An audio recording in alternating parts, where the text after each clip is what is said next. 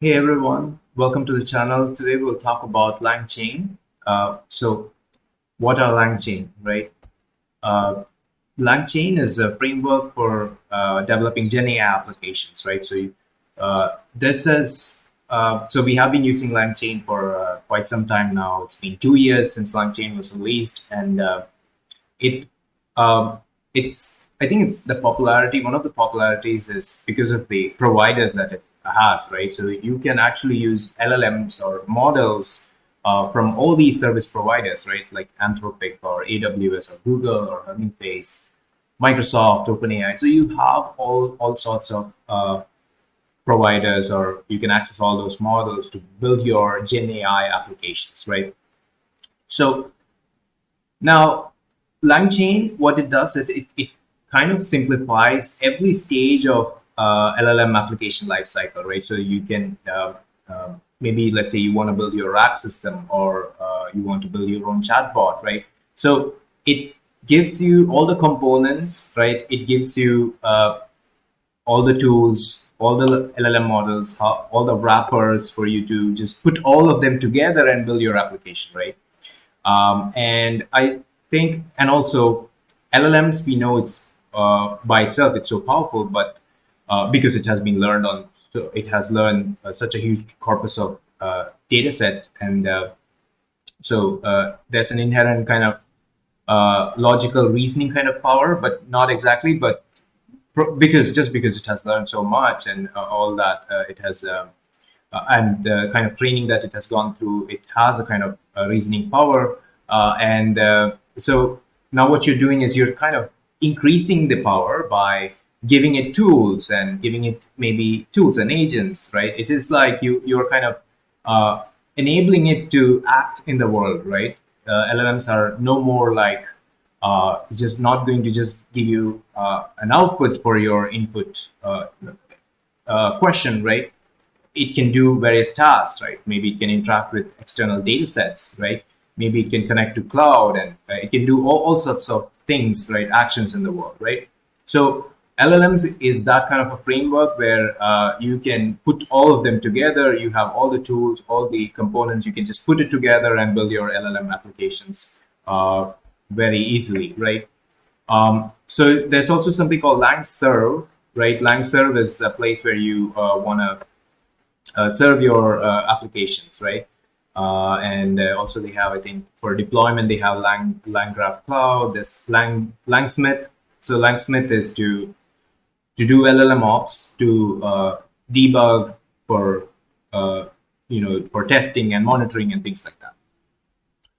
All right, so we won't go into all of them. We'll just focus on Langchain, specifically what the page tells us, right? What the information that we can see from the website, right? So if you look at the components, you have chat models, you have LLMs, right? You have embedding models, you have document loaders, you have vector stores, you have retrievers, you have toolkits. So these are some of the components. There are many more of them. So just going through the basics. So here are the chat models, right? So the chat models are, this is like your chat GPT, right? That's a kind of a model that we are referring to when we say chat models, right? This is unlike your base model, like the base LLMs, where you expect the model to give back a string output for whatever string that you gave it as an input, right? Unlike that, you have chat models, right? I think this brings me to a kind of paper which is called InstructGPT paper, right? So let me just pull that up and let me just show you what that is. Yeah, so this is the paper, training language models to follow instructions with human feedback, right? So um, so let's see. So in the abstract, what they're saying is, large language models, they does not have, they are not better at following users' intent, right? For example, LLMs can generate outputs that are untruthful, toxic, or simply not helpful for the user, right? So what they have done here is they have taken the GPT-3 model, right? And they have kind of fine-tuned it using supervised learning, and they use some techniques like reinforcement learning from human feedback, right? Uh, and and they have built this InstructGPT, right, which has way less parameters than the GPT-3 model, right? It has 1.3 billion parameters. The original one was 175 billion parameters. So because of this kind of training, where the training involved interaction with kind of human feedback, right?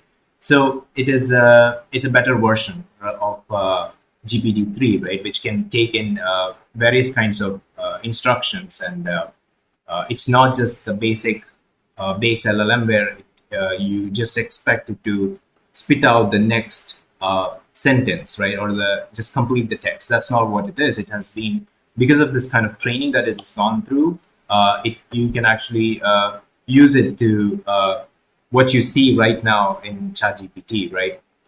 So InstructGPT is one. Your ChatGPT is a system model to InstructGPT, right? So so if you go to the ChatGPT website, you can see here we have trained a model called ChatGPT, which integrates which interacts in a conversational way, and it makes the dialogue format makes it possible for ChatGPT to answer follow-up questions. So ChatGPT is a sibling model to InstructGPT, right? So if you go to InstructGPT, this is a paper that I showed you, right?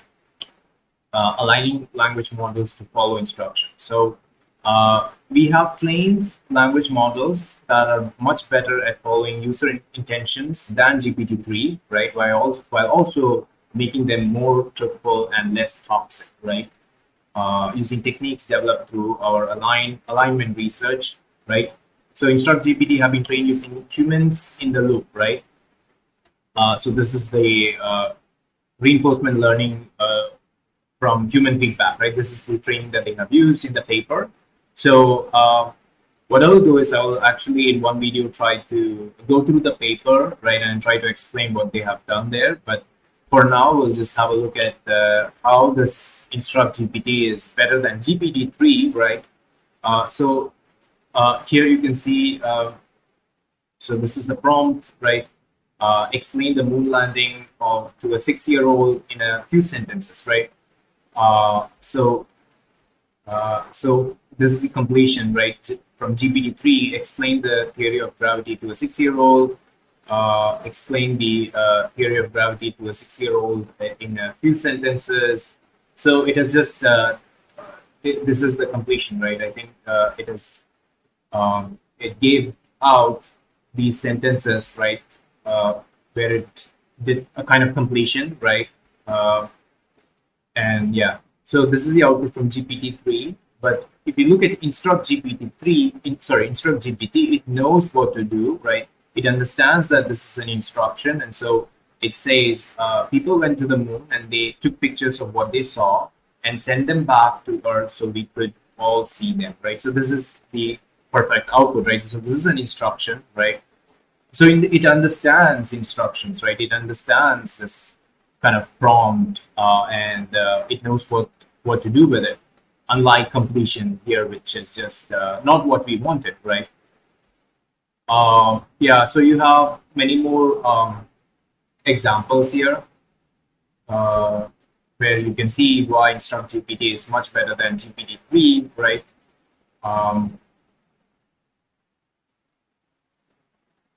Right.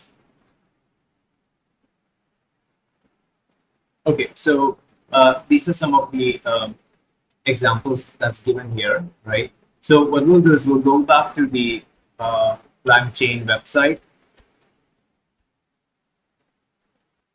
Yeah, so we have chat models, right? So you can give sequence of messages as input. It can return messages as output, as opposed to using plain text, right? Okay. So you have all these providers, right? So you have Chat Anthropic, Chat Mistral, Chat OpenAI, right? All the name which starts with chat is a chat model, which you can use, right? And yeah, so you have all the chat models here. You also have LLMs, right? These, this is just text completion, right? Basic text completion models that you have here. You have all the, so basically what you have is you have the name and then LLM following it, right? So these are just text completion models, right? So you have Anthropic LLM, Azure, OpenAI, Bedrock LLM. So they still have the base LLM models, right, in their components, right? Now, what else do we have here? So we have something called embedding models, right? These are models for you to create vector embeddings of text, right? So because these large language models have been trained on such huge corpus of data, so so if you look at, if you think about it, what it has done is it has learned a kind of complex representation of all these, you know, huge corpus of data, right? All these, it has learned all the, as I was saying in the beginning of the video, it has some kind of a reasoning power, right? So if we use a certain kind of documents, or if we have our own text, right? If we put that into the model, and if we are able to extract the vectors, right, basically from the last layer or so, right? If you think about it like that, or in a simpler way, can we extract the vectors out of it, right? Or the way this model is able to understand these texts, right? So, for example, if you have Ulama, or if you have like OpenAI models, right? How these models are interpreting these texts, right? If we could just extract it as vectors, we get it as vectors. So these are embedding models, right? Embedding models are those which you use to create those vector embeddings, right? That is the way in which these models have embedded these text documents in the larger vector space, right? So which can further be used for all sorts of purposes like RAG, or semantic search, which is basically a part which you use in RAG, or as retrievers, and yeah. So those are embedding models where you want to embed your documents or text, right? Okay, so we have document loaders. These are, you can load all sorts of documents, right? You can load web pages. You can load PDF documents, right? You can load from your cloud, right? You can actually download, load things from your cloud. You can load CSV platforms. You can even load things from your Twitter or Reddit account and things like that. So I think that's what makes Langchain so interesting, is because it has this feature, right?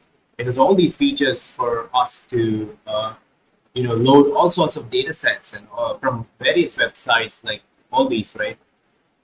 Load data from different messaging platforms. You can use Telegram, WhatsApp, Discord, and Twitter, Reddit, Microsoft, right? And Google Drive, Azure. So you can, as I was saying, this is enabling LLMs to have legs and hands, right? If you want to think about it like that. So it just helps it to connect with the rest of the world, which is out there, right? So you can see archive loaders, right? So you can connect to archive and AstroDB and all sorts of things, right? Yeah. So these are document loaders. You can load these various other documents. You can load HTML and things like that. Now you have vector store, right? A vector store is where you store your embedded data, right? So we said before, you can create embeddings, right? Vector embeddings. You can store it in vector store, right? Now you have many vector stores. You have ChromaDB, you have Fize, and you have AstroDB, right? Which you can, and there are many other providers where you can store your embeddings, right? Either locally, like place, you can either do locally or maybe online. Uh, for example, if you're using AstroDB, right, or here MongoDB, right, you can load it in the on the cloud, right, or on the website, on their website, right. Now you have retrievers, right? Now retrievers are, this is an interface that returns documents given an unstructured query, right? So this is like you're retrieving from the vector store, right? Given some kind of a query, right?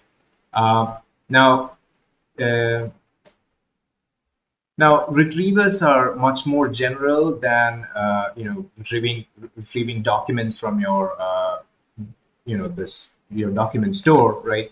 Uh, Your vector store can be converted to retrievers, but retrievers are much more larger than that because retrievers can be used to load documents from, let's say, Wikipedia or maybe from archive or Amazon Kindra, things like that, right? So those are retrievers. It is much more. It's a bigger concept than the vector stores that we talked about before, right? Okay, now let's come to tools and agents. Now, tools and agents are is a it's a I think it's a cool integration for into Langchain because it enables LLMs to do certain tasks in the world, right? But that I mean, of course, it has all the other capabilities that we talked about. But here, what it can do is it can actually go to a website and maybe it can do a scraping task, or maybe it can do a Google search task, or maybe it can go to do a Bing search or a Brave search or do a DuckDuckGo search, right? DuckDuckGo is a website where you can actually go and you use your. It's just like where you can search, right? Do a search. Um, so you have the tool which can go and access that as well, and you have SERP API, Google Serper to help do Google search, right? So an LLM is actually able to do that, right? It can actually use this tool to get the information from the web, right, which is currently there, right? And it can be used for code interpreters. So you have this all these tools we can be used for code interpreting. You can use it for doing automated tasks. For example, in GitHub Toolkit or GitLab Toolkit and things like that. Slack Toolkit, Twilio Tool, so Gmail Toolkit, right? So you can do all these to automate these kind of tasks in these places. You can access the databases. So you can access the databases. You can connect to archive. You can connect to Shell. You can connect to AWS. So as you can see here, what we understand is this whole thing enables LLM to actually have hands and legs for it to interact with the world, right? So it can access all those external databases, and so you will see that they also have this agents, right? So they also have this agents.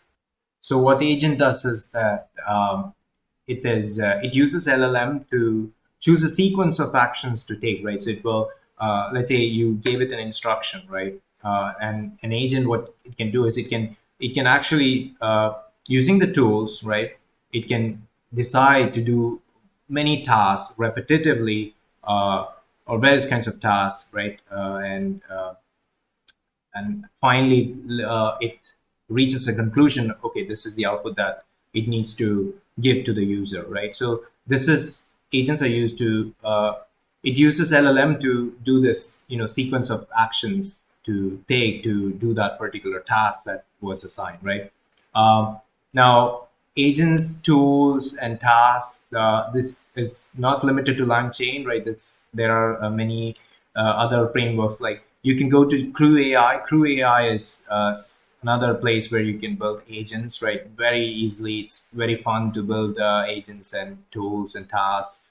Actually, I did a video on Crew AI recently. So The same thing can be done in Langchain. So in this video, what I'm going to do is I'm going to use the tools and agents, right, to build. I will show you how you can leverage them to do tasks like accessing archive or Wikipedia to get some information which is out there in the internet, which is probably not there in the LLM because it has been trained with certain kind of data set, maybe till this particular point, right? But after that, it was not trained. So maybe to bridge that gap in the data set, it can use these tools and agents to access those information or databases, your personal databases, or it can do many tasks, uh, which, as I said, like you are giving LLMs like hands and legs for it to like move around and do things, right? That's exactly what it is. Now, this is perfect. Now, what we'll do is we'll go to VS Code. So this time I'm going to use VS Code, unlike Colab. I think Colab is it's good. It's good to use, but I think in VS Code, it's visually it looks much better and it's much more convenient to kind of manage the packages. And yeah, so I'll use VS Code this time, right? So let's jump into VS Code and I will show you how to use tools and agents. Okay, so here I am at the VS Code. I've created a folder called Langchain and I've opened my VS Code there. Basically, what you do is you go to your folder, you open your command prompt in that particular folder, right? And then you do code dot, right? So actually, if you, I'm not sure if we can see this. Let me just check. Okay, so I think so all you just need to do is you just open your command prompt there in your folder and then just do code space dot and it will open up your VS Code, right? But anyways, if you didn't follow that, that's perfectly fine. Just open your VS Code and you should make sure that you have that the folder where you're working on, right? This is the Langchain folder. Now, what we'll do is we'll start by importing certain things, right? Okay, so first what I will do is I will select my kernel, right? So you just go here and click on kernel, select kernel. So just do select kernel and it will open up this particular tab and you can see this Python environments. So I have a lot of environments being, I did make a lot of them depending on my project. So what I'm gonna do is I was actually working on this one. So VENV, this is one environment where I already have all the packages installed. So yeah, so I've done that. So that means in the Jupyter node, I have all the packages, right? So I don't need to really import the packages one by one. Right. Okay, so we'll start with some basic code. So here you have Langchain community, right? So this is another package that you need to install. So if you don't have this, so let me try to run this. For me, there shouldn't be any issue. Let's see here, we are connecting to the kernel, connecting to kernel, venv. If there's some issue, that's fine. We'll just try to download it again. I mean, we'll try to pip install it again. Yeah. So, right. So it's, okay, that's perfect. So that means Langchain community is there. But if you kind of face any issue, what you need to do is you just need to open your terminal, right? New terminal. And here you just go down and then command prompt. And then what you do is, this is the folder where I'm in. Now you just need to make sure that you have that environment. So what I'll do is actually, I created it in Conda, right? Conda activate C sys venv. This was the environment, right? So I have initialized that. Now let's check pip show Langchain community. Let's see if we have that. Right, we do have Langchain community already here, right? So I don't need to worry about this, but if you kind of face any issue, all you need to do is open your environment which you're working on or create a new one, right? And then do pip install that particular package, right? Langchain community here. So what we need is from Langchain community, you access the tools, right? you already have inbuilt tools called archive query run, right, and Wikipedia query run. These are the tools that you have. Now, for me to run these tools, you also need some wrappers, right, which you get from utilities, right? Wikipedia API wrapper and archive API wrapper, right? Now, note that these are, as you can infer from the name itself, this is a tool to access the archive and the Wikipedia, right? This is to access um, archive and Wikipedia, right? Okay, so this is what you need in the first step. And the next one, what we need to do is we need another code. Let's see here, right? So you have, what I'm going to do is I'm going to use this wrapper, right? And I'm going to tell it to uh, fetch, right, top K results. I just, for now, let's keep it 1 or keep it 2, it doesn't matter, right? So just take 2 top results and matching on the query that we are going to give at the end of this whole entire code, right? So 2 of them. Now, what I'm going to do is, so at the end of all these things, right, what we are doing is we are trying to create a tool and an agent, right? And I will use this agent. I'll give this tool. Right now, what we are doing is we are just creating a tool, right? And then later on, I will create an agent and I will put this tool into the agent, right? So that the agent can use it to do various tasks depending on the prompt that you pass it to, right? So right now we are creating a tool, right? So let me make it more clear. To access archive and Wikipedia, basically you're building building tool, right?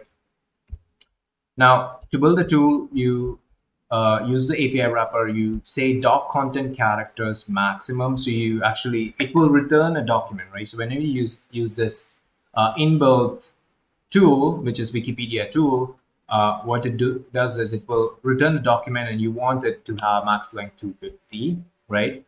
And you use the wrapper, you use the tool Wikipedia query run and give that wrapper in it, right?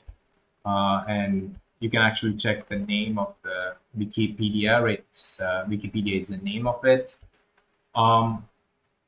Right, so that's good. Now, yeah, so that's it. So you have the tool ready. So Wiki is your tool. So you can actually create a tool kind of list and you can pass Wiki into that. So later we'll pass this tool into the agent, right? Now you can also build, uh, you know, API wrapper for your archive, right? Basically the same step, you will use archive API wrapper, right? You use archive API wrapper, and then you pass the same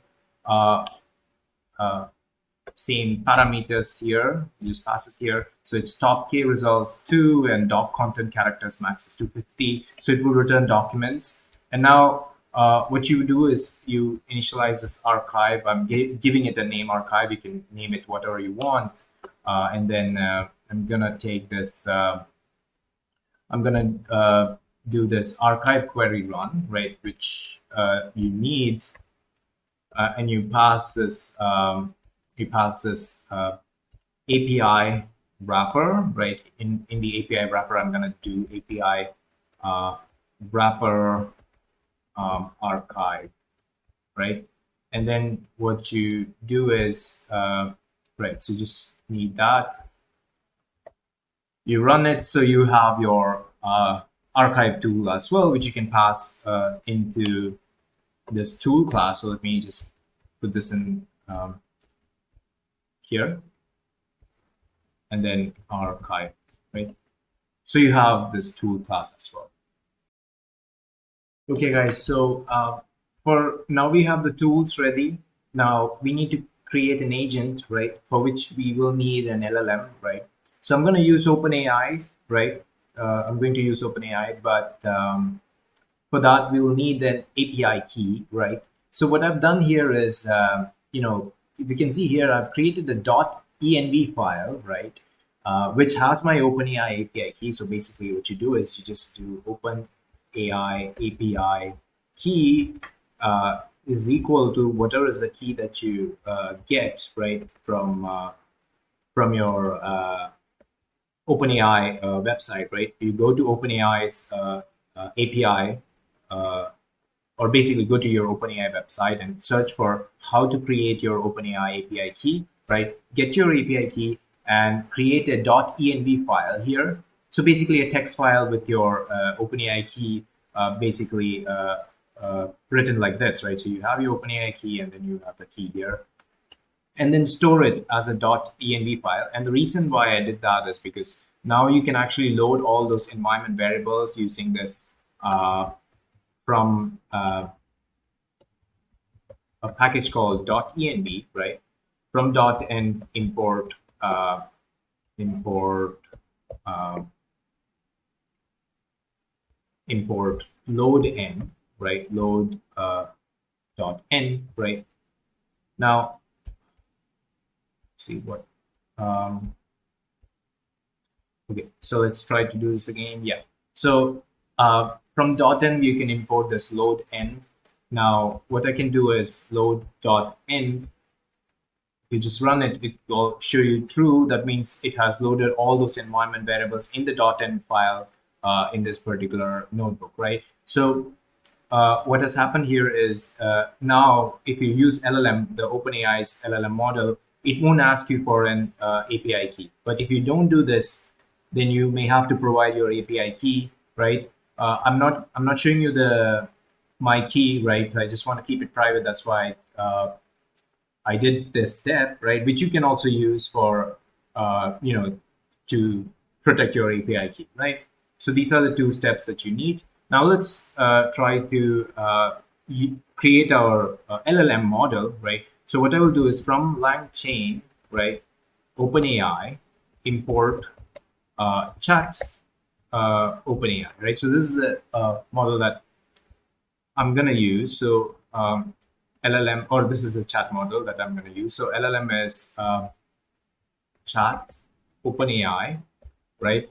And that's it. So it will just create the LLM for you, right? Now,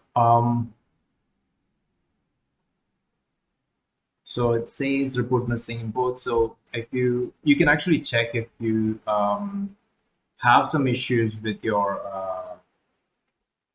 Langchain OpenAI, right? If you just make sure that you have the package installed. If you don't have it, then just go to your terminal, right? I think I've already done this before. So you make sure that you are in the environment, and then you just do pip install Langchain OpenAI. For me, it's already satisfied, right? I've already done that. So there shouldn't be any issues here, right? Okay, so what we need to do next is we need some new prompt, right? This is a prompt which you can pass on to your model, right? This is the feature of chat models, right? You can actually pass a prompt, and I'm just taking it from the hub, right? So you can see what this prompt is all about. So this is the prompt, right? So either you create this prompt and pass it, but I'm just pulling it from the Langchain hub, right? So you can see what this is: system message, prompt template. There's a message placeholder, human message prompt template. So here, the system message is you are a helpful assistant, right? So this is going to be helpful assistant, right? And then there's this message placeholder and all that. So this is a prompt which I'm going to use to pass on to my final agent, right? Okay, so now I'm gonna use another code here. So this is from Langchain agent. So this is the process to create an agent. So you go to langchain.agents, you do this create OpenAI tools agents, right? So there are many agents, many ways to create an agent. Here if you just type create, just do create, and you can see all these different types of agents. You can create JSON agent, OpenAI functions agent, OpenAI tools agent, right? And all that. So I'm just gonna keep tools agent for now. And so create OpenAI tools agent. So you need to pass three things. One is the LLM, right, which we created here, right? Chat OpenAI is our LLM. You need to pass the tools, right, which we created before, right? This is the place where we pass the tools. So if you go up, these are the tools that I'm passing on, right? This is the inbuilt tool, right? Which is basically Wikipedia and archive tool, right? And then there's this prompt, right? So if we just run this, okay, so the tools is not initialized. Let's go back and see. Okay, so it should be tool and not tools, right? So, right, so it's tool here, right? So it's been passed, and now you can see there's this uh, the agent. So the agent has been initialized, right? So you have this. You can see here this first runnable assign. You have this agent scratchpad, and then you're passing chat prompt template, right? And there's runnable binding, which is the completions model, right? And then the chat OpenAI output parser. So basically, it's what has happened is the agent has been created. You just create OpenAI tools agent. You pass these three prompts. Now what you do is now okay, I just keep getting this issue here. Import Langchain OpenAI could not be resolved. Okay, this takes me to an external website. So we'll skip that for now. Uh, we'll keep that for later. So for now, let's see how we can build the agent, right? So you need agent executor, right? So right now we have the agent. Now you need an executor to create the entire agent, right? So now from Langchain dot agents import agents executor, right? So you have agent executor, right? So your agent, okay, so the agent executor will be nothing but your agent executor. Now you pass three things. So first is your agent, right? Agent is equal to agent. The second thing is the tool. You can pass the tool here. You can also pass the prompt, which is just a prompt, right? Okay, so that will initialize our executor. Now let's check if we can run this. So agent executor dot invoke, let's say, what is machine learning, right? So this is our prompt. List index out of range. So let's see what has gone wrong here.